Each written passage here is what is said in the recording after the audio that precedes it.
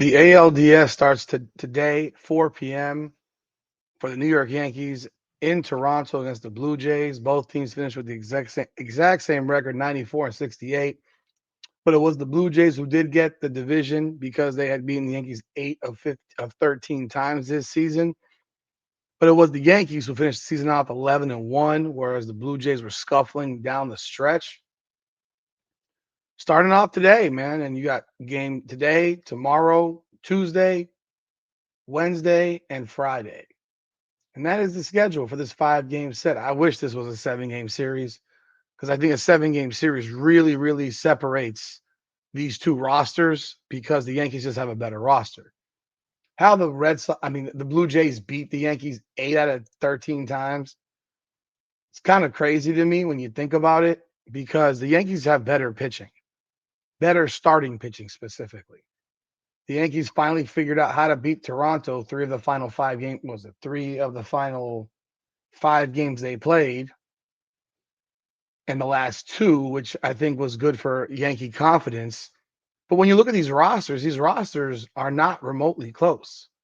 Outside of the fact that the Blue Jays hit 14 points better as a team, the Yankees are better than them pretty much across the board.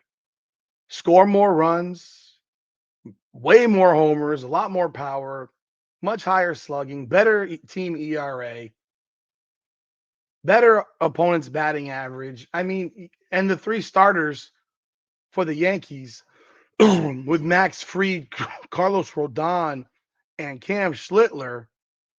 I mean, I would take Cam Schlittler over their number one starter. And their number one starter is none other than Kevin Gausman.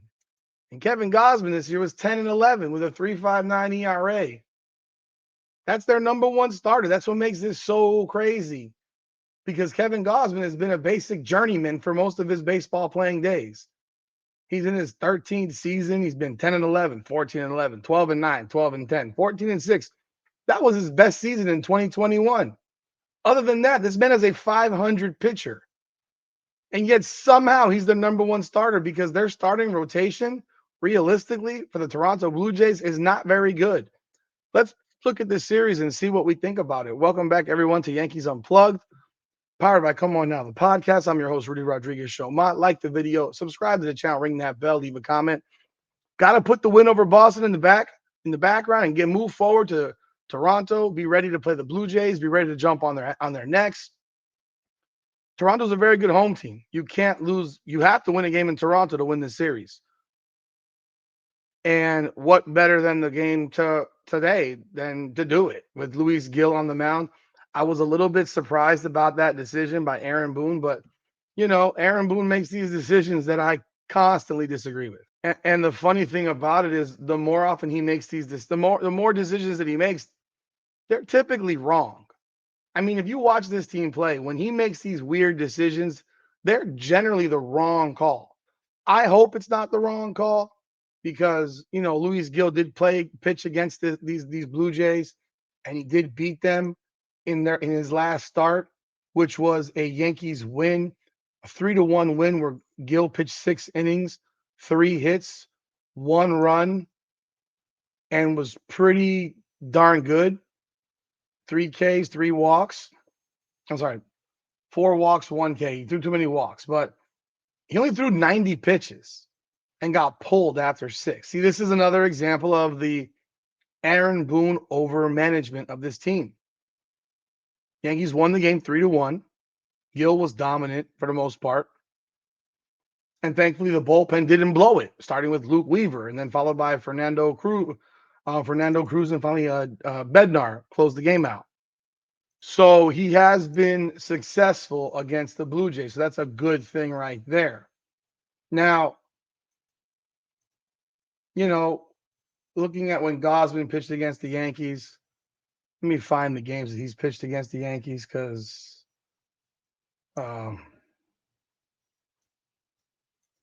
let's see right here.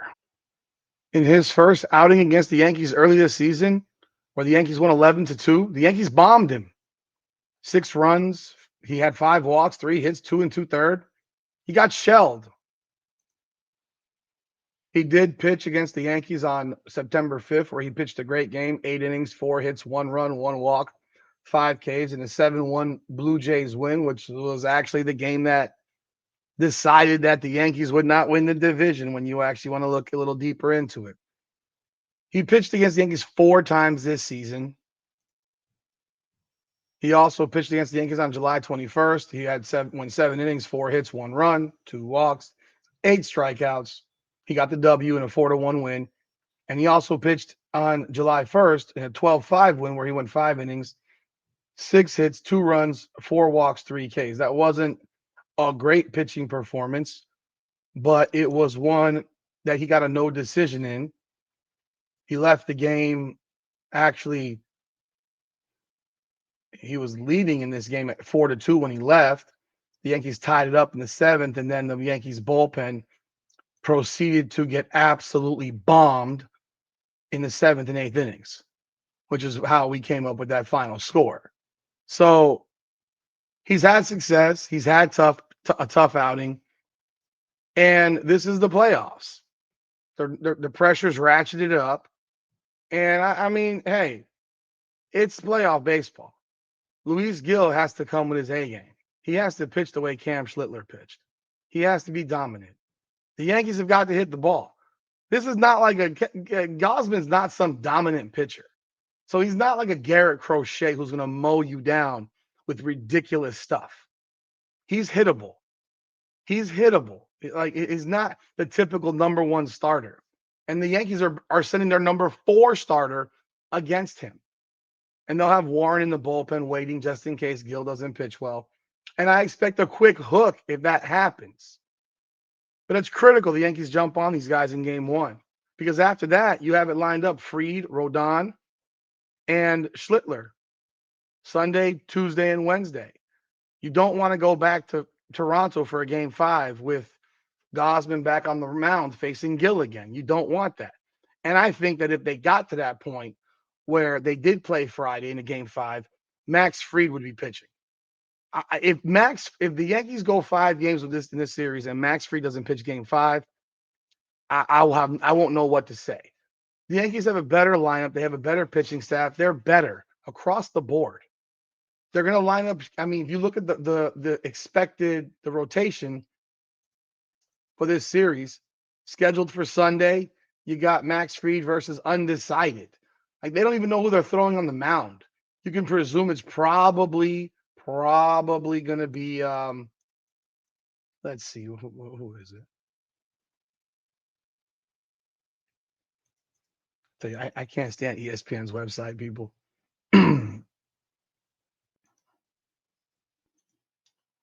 You'll probably see in game 2 either Chris Bassett or Jose Barrios. Neither guy is that great. Both guys have a 4 ERA or 4+ ERA. Chris Bassett's 11-9. Barrios 9-5. Barrios ERA is over 4. Bassett's is 3.96. Neither guy is exceptional. That's why the fact that Toronto won 94 games is nothing short of amazing with the pitching, the pitching rotation they got. Because after that, it's like just pray. You can look at these guys. They have, God, they've thrown a lot of pitchers this year. A lot of pitchers. And those are their 3 main guys. I mean, Cam Schlittler, pitches on Wednesday. He's going to face somebody's bum. And he's going to have a chance to be absolutely dominant once again in Yankee Stadium. If the Yankees don't win this series, the Yankees should be ashamed of themselves. I'm just being real. The Yankees need Aaron Judge to do Aaron Judge things. We got to get some home runs to Aaron Judge. I'm sorry. You got lucky. You got lucky, bro. I mean, you had a couple of hits in both the first 2 games. You hit over 360. I get it. None of that shit was significant. None of it. You got to put the ball over the wall. You're going to get 1 pitch, maybe 2 if you're lucky per at bat. You've got to take advantage of it. You cannot be swinging and missing and reaching off the plate and having a 3-pitch strikeout. Whether it was in game 2 or 3, I don't remember anymore. Stuff all blends together.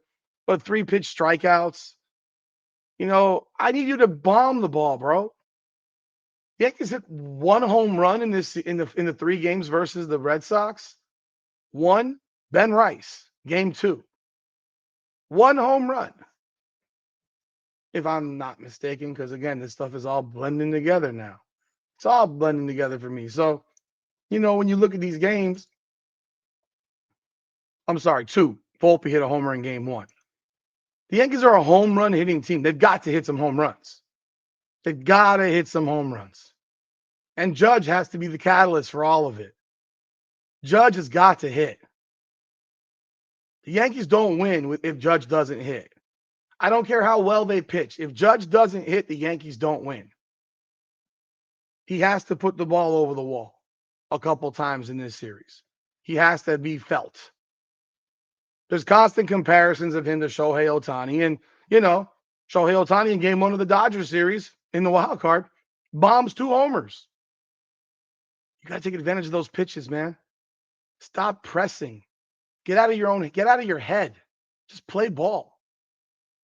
Got to see more from Stanton. I mean, he had the one double that he thought was a homer and he jogged the second. I mean, Lord have mercy, that was ridiculous.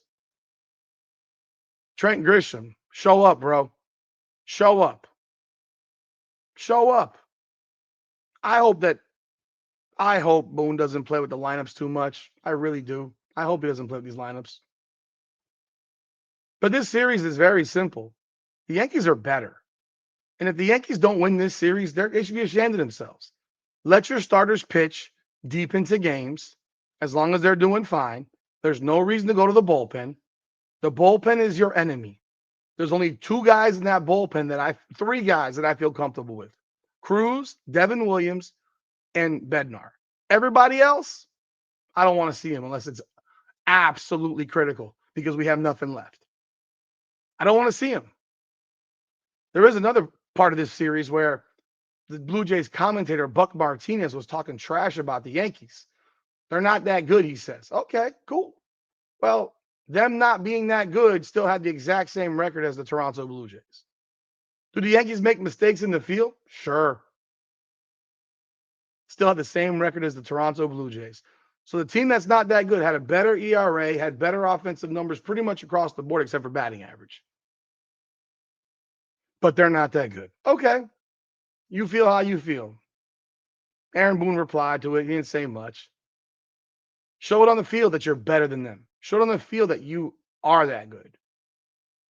Because the reality is Toronto has no business being on the field with this team.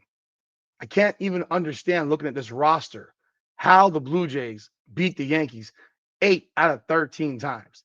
It's mind-blowing because these games are, 11-9. Yeah, the bullpen blew it. Yeah, bullpen blew it. That was one where the bullpen blew, of course. I'm just looking at some of these games here. 12-5, I just mentioned, bullpen got blown out. 8-5. Yeah, bullpen fell apart once again.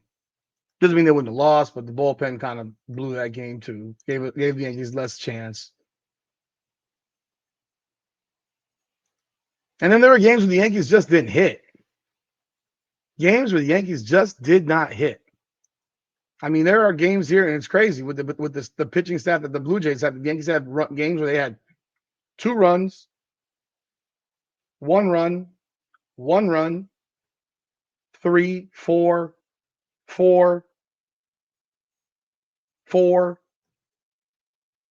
The Yankees didn't hit enough against this team. They got to hit, bro. But y'all let me know y'all thoughts in the comments. My prediction is the Yankees win this series in 4. The Yankees win this series in 4. They finish this thing off. I don't know whether they win in Toronto or not. I have no idea. It wouldn't shock me if the Yankees lost at home and won both games in Toronto. I really don't care how it gets done. I just want to win today because that'll take some stress off my brain. But I think the Yankees win this series in 4 games. Y'all let me know y'all thoughts in the comments. Like the video, subscribe to the channel, ring that bell. This is Yankees Unplugged, powered by Come On Now, the podcast. Come on now.